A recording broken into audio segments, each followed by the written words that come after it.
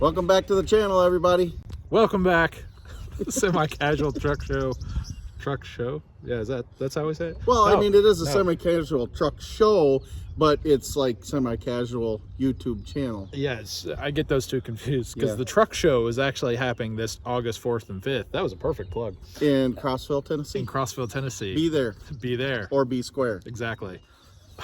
But in today's episode, we're unveiling one of Billy's new trucks here. He's picking it up from us, and this one has been on the brakes for a while because Yes. we started this truck, and then we decided we needed to get Project Legendary done for the truck show. Well, hold on. We need to stop there because we didn't say Project Legendary needed to be done. We said let's do 500,000 more things to Project Legendary, which made it harder to get it done. So it's not like we were behind. We put ourselves behind by doing things we probably, like normal people, don't do. Yeah. So 6 months later, this truck is now ready to go back to Wisconsin, which is good for everybody because in Wisconsin, that truck would already be through a winter because I've owned that truck for 6 months. Yeah. Now it's going to go up and it's going to look good all summer long. Exactly. Yeah, it's not going to have to deal with any of that road grime or any of that Right. mess. Well, I don't know. You guys are getting snow right now. Yeah, but we're still a few weeks away from having this thing done because once it gets back to our place, we have to take and we put a different bumper on it. We put stainless steel wraps on the boxes, on the tanks. We change around a number of things once we get it back to our shop before it actually goes to work. So it's probably 3 to 4 weeks away from reality of actually being a full-blown working truck. From actually hitting the road. Yeah, we have to put a pump on it and whatnot, and it just all takes time.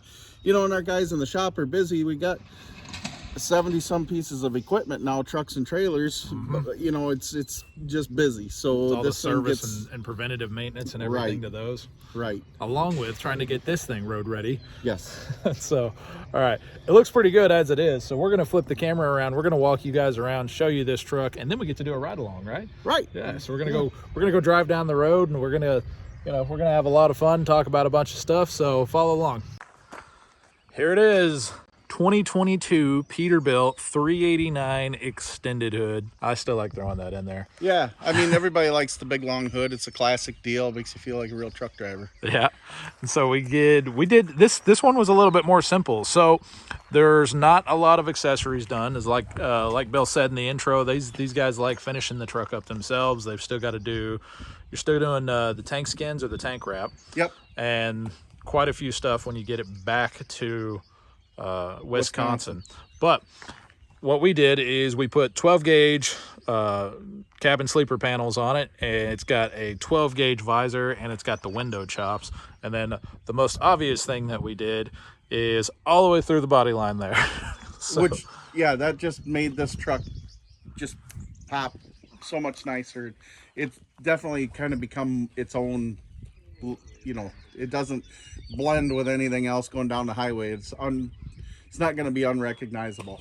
yeah, it stands out for sure. So I mean, one thing we've talked about is how many like Spectrum Master green trucks there are out there in the world, and how the stripe really does help set this one apart.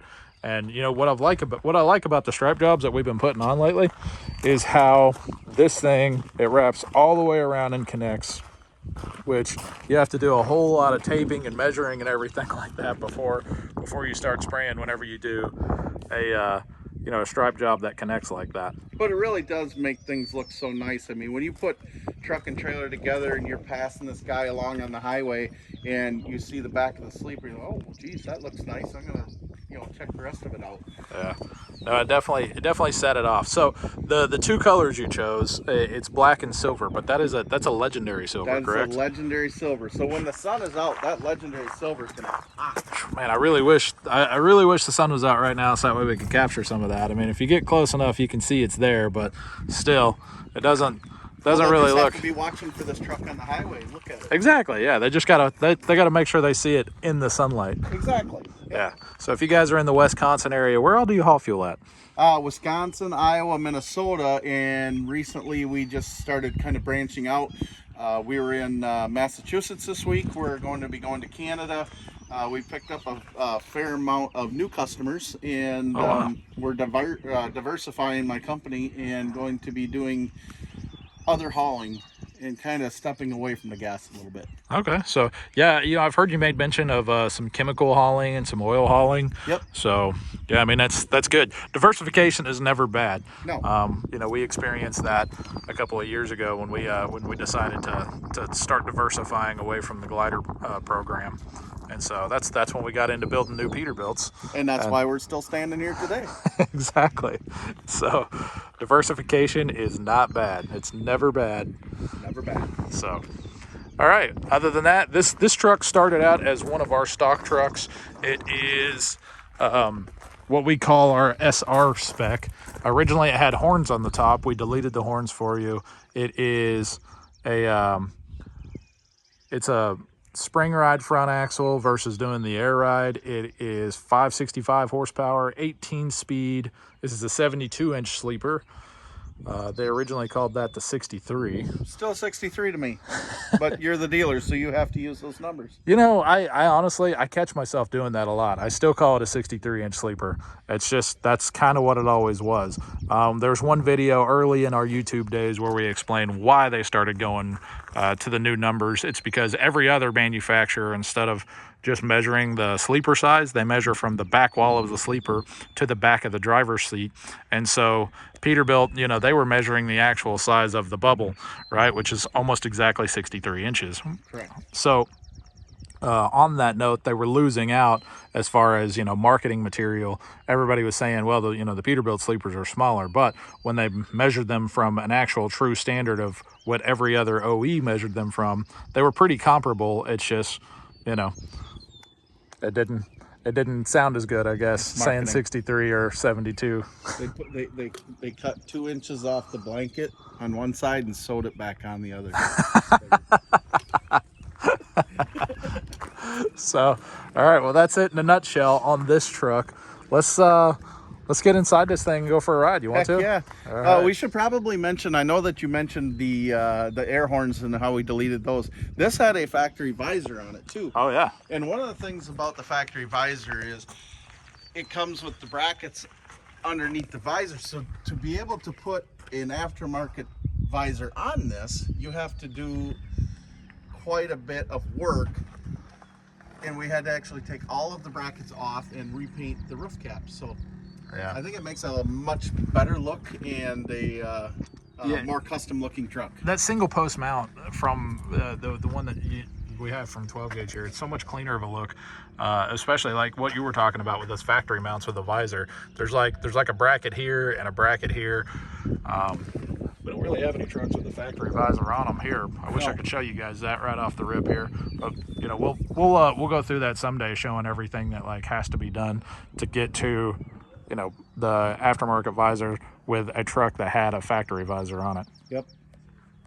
So, all right, you ready to go for a ride now? Ready to go for a ride. Let's get it done. Let's do this.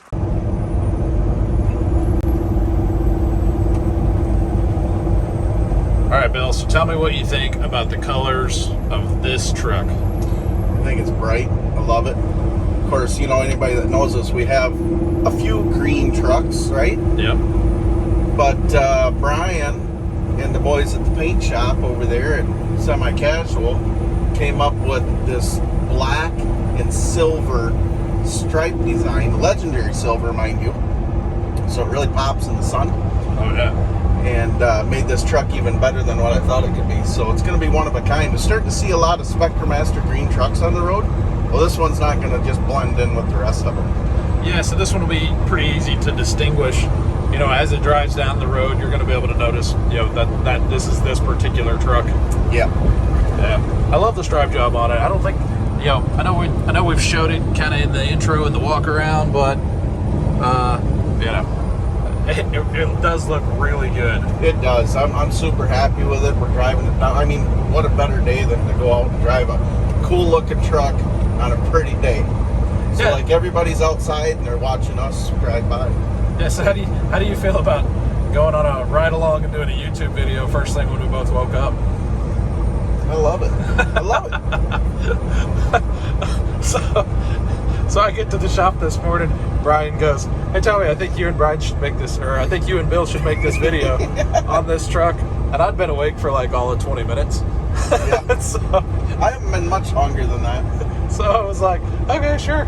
I mean, that's the trucking life, though. You get up and you go to work, right? I mean, Yeah. Well, I mean, we did a quick, 10-minute pre-trip on this thing and let her warm up a bit. And checked it all out, made sure we were safe. Here we are trucking on down the road. Yep. It's definitely a nice truck here. A beautiful day in Byrdstown, Tennessee. Yeah. Well, That's Fitzgerald Capital. yeah, Fitzgerald headquarters. Headquarters. Yeah. Headquarters. Yeah. So here's Robert's electric truck factory. Lots going on right there. Them guys are making it happen. Yep, so that's where we used to build the gliders, but that's where now Robert is building electric trucks.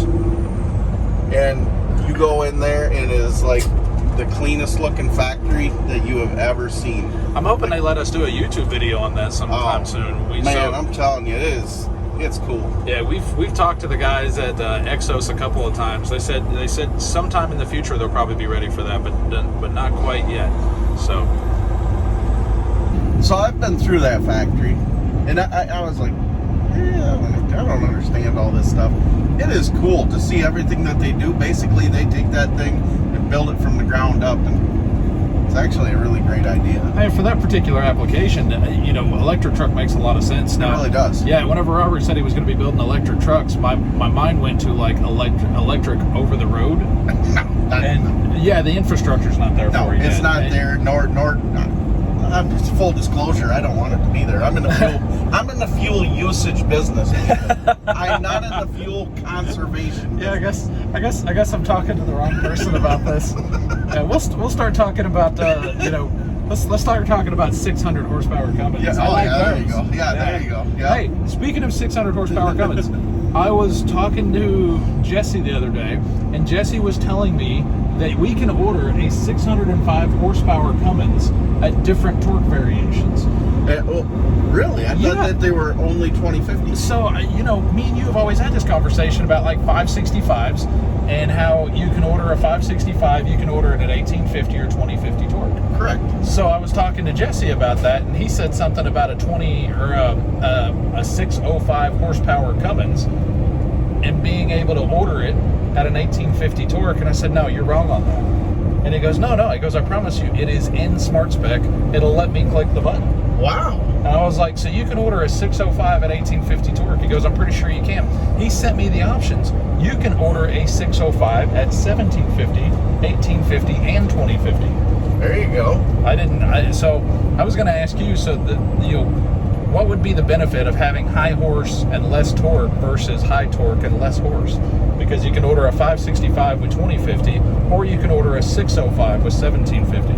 What would be the benefit? So the benefit that I see going to, like, say, a 565 2050 torque, it depends on your application. Like if you're pulling the mountains and you're going up Eisenhower Pass, wherever out there in Colorado, you want that extra torque. Yeah. Sometimes you just like the horsepower to move on down the road. Like in my business, we run the Midwest.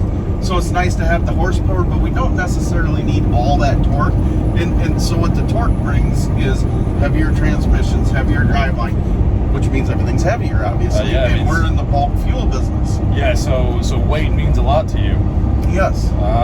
Yep. So you would consider your fleet what we would call like a weight sensitive fleet. So if he was able to get 605 horsepower and like 1750 torque, do you think, hauling flatlands like that, do you think that would help you save any fuel mileage at all or not? I'd have to compare side by side because I really don't know the answer to that. But I'll bet that somebody that wants a higher horsepower engine is going to be able to get into a truck at a more reasonable price at a lighter weight than going with the 2050.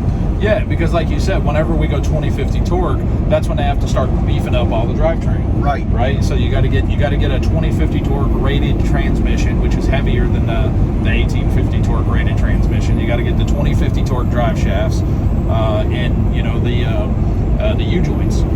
So everything, from basically transmission back, it all becomes heavier in weight and heavier in weight rating. Right. So. Yep. Yeah. So I wish I knew the answer better to that. But Me too. too, because I literally just discovered these as options just like the other day. So we learn something new every day at work. Exactly. Yeah, it's always interesting, especially when you start going digging through a smart spec like that. Right. One of the things that you notice when you going down the road and you see a cool truck that's got a nice visor on it or whatever, then you get to the truck stop, you park next to the guy or whatever, kind of get walking around and you look up, and the back side of these visors is always just kind of blah. One thing I like about it is you guys actually go through, and if I ask you to, you have no problem painting the back side of this visor, which looks nicer to everyone, including the driver, because he has to sit here and look out this windshield all day long. Yeah, it's definitely a really cool touch. It's something that it's something I'm really glad we started doing. Pretty sure that was Brian's idea, painting the back sides of the visors versus painting the entire visor, because he likes putting a little bit of color on some things, but whenever it's a leading edge, you know, in the truck, you know, as far as like stuff coming at you, it's going to be prone to hit, like, you know, some road debris and some bugs and stuff like that. So polished is going to, you know, polished on the leading edges is going to, you know, it's going to hold it's going to hold its luster a little better, right? Agreed. Versus having a painted surface. You know, it could get some rock chips, or, you know, those big bugs hit it and they might crack the paint or something like that. But you know, the shiny stainless on the front side of these, and then painting the back is, like you said, it gives us some color and some touch without being, you know, a super huge pain to keep up and keep it looking super nice. Yeah, and it's not you don't have a ton of investment into it. It's something that you can do at a fairly reasonable price because your visor's already off of the truck. So it's not like you have disassembly. You just have some prep work, some paint costs, stuff like that, but it's a fairly easy, inexpensive option for people to trick out their truck a little bit. Oh yeah, 100%. All right, everyone, that's it for this video. I hope you all liked it. Yeah, me too. I hope you guys really liked it. That was a lot of fun driving down the road. We covered a lot of conversations. Yeah. You know, some you won't hear. Yeah. So, well, let me know what you guys think about having a high horsepower engine with a less torque rating. Yeah, less torque rating. And yeah, less torque space. I'm kind of torn on it. I'm thinking if you're going to go with a 605, I mean, don't you just go all the way? I mean, it's kind of like unless you're weight sensitive. I mean, we talked about that too. So yeah, it's like, but see, I'm just talking personal preference. Oh yeah, no, personal preference. I guess if I were buying a truck for me specifically, I'm definitely getting the 605 and all the horse and all the torque. Yeah. So, but sometimes I just got to go. Yeah, I mean, but then again, there's a lot of hills around here. So I mean, if you're out west and you don't really need the torque. Hold on, out west, not mountains west. You need the torque.